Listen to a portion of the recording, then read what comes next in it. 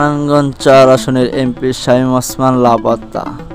বিক্ষোভকারীরা তার বাড়িতে হামলা করে ভাঙচুর করল ভয়াবহভাবে। কোথায় শামীম ওসমান? বাংলাদেশে আছেন না বাংলাদেশ থেকে পালিয়ে অন্য কোনো দেশে পাড়ি জমিয়েছে শামীম ওসমান ও তার পরিবার। সরকার পদত্যাগ করার ২ দিন আগে ওসমান ফেসবুকে এসে বলে দেখেন এটা কি ঢাকা নাকি ব্যাংককে আছে। ২ দিন আগে শামীম ওসমানের সপরিবার নিয়ে ঢাকায় ছিল, এখনও কি ঢাকা আছে না পরিবার নিয়ে পাড়ি জমিয়েছে বাহিরের দেশে। শামীম ওসমান নারায়ণগঞ্জে এককভাবে আধিপত্য বিস্তার করে গিয়েছে। হস্তক্ষেপ করার মতো কেউই ছিল না নারায়ণগঞ্জে, কিন্তু এই পালোয়ান কেন পাড়ি জমালো বিদেশে? দল পল্টি খাওয়ার সাথে সাথে দেশ থেকে সবাই ত্যাগ করেছে বাংলাদেশ থেকে। তার কথা মোতাবেক এই শক্তি হলো স্বাধীনতার বিরোধী শক্তি। তো স্বাধীনতার বিরোধী শক্তির কাছে গিয়ে হার মানতে হলো ৪ আসনের নারায়ণগঞ্জের এমপি শামীম ওসমানকে, যে সব খেলার কথা বলে আজ মাঠে নেই শামীম ওসমান। তো সাধারণ মানুষ কার সাথে খেলবে? সে কেন জমালো বিদেশে পাড়ি? মাঠে থাকলে এখন সবাই তার সাথে খেলার সুযোগ পেত। এতদিন সে এককভাবে নারায়ণগঞ্জ আধিপত্য বিস্তার করেছে।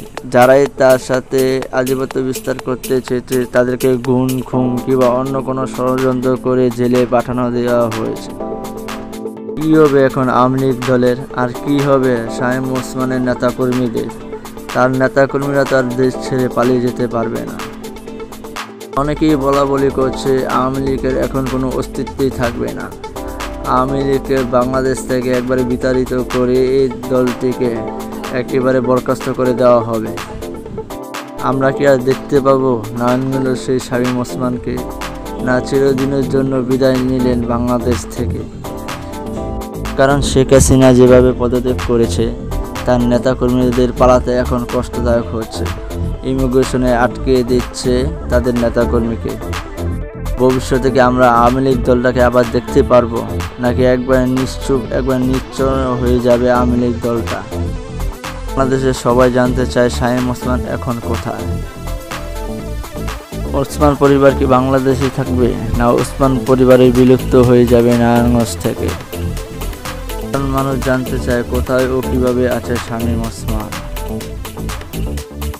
বরকা শামীম বলে তাকে তিরস্কার করছে, যে সে কোথায় তাকে সবাই দেখতে চায় এখন বাংলার মানুষ।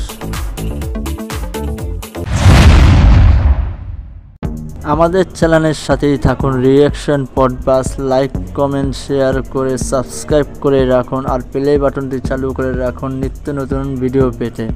ধন্যবাদ।